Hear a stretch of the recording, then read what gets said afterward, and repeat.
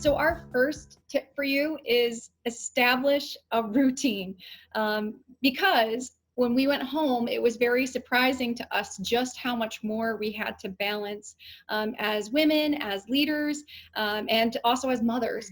The chaos of life as well as the complexities of the types of work that we're doing. So establishing a routine is our first tip from us to you on what we think you should do if you're going to scrum from home and be successful. So here's a little snip of my calendar. This is a week in my life. It looks really simple, um, but I'll explain to you a little bit about the complexities and how us ladies manage the balance between our professional and our personal lives. First of all, I own a company called Apically Agile LLC. I do consulting for a lot of different places and a lot of different consulting companies as well as direct clients. And Yes, and my company is North Country Project Management, and I also do a lot of work for many different organizations across the U.S. Normally, I'm traveling all the time, so I've really had quite the transition to working from home. But we both do a lot of freelance work. We work together often with some clients, and our calendars are very full.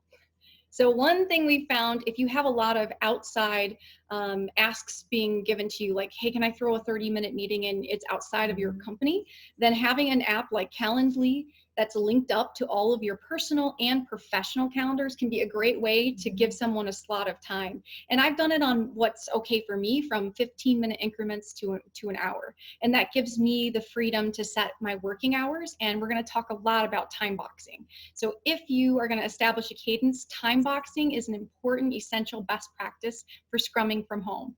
So that's our avenue for handling asks outside of our current existing clients and our current contracts.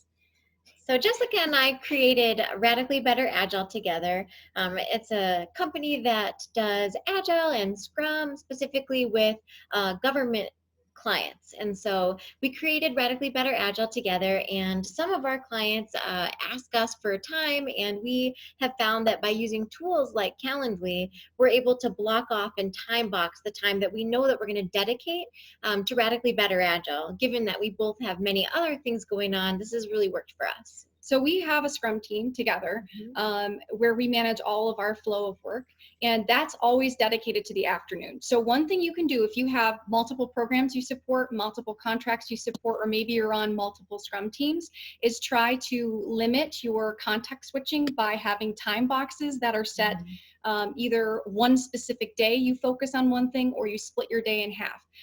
Anything less than an hour is actually really difficult to time box, so we recommend that you do it in 2 to 3 hour chunks, just from our experience. So that's one example. And I'm actually on a completely different Scrum team for another contracting company. It's called Agile and Nonprofits.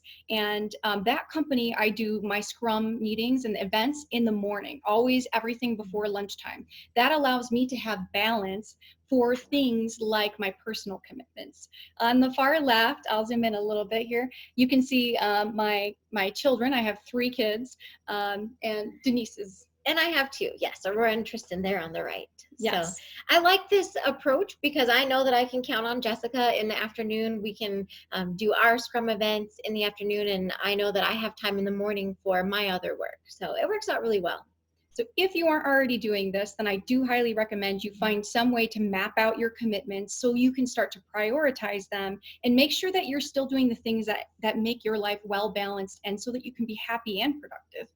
And one way that we find to do that outside of our calendars is by making our work visible.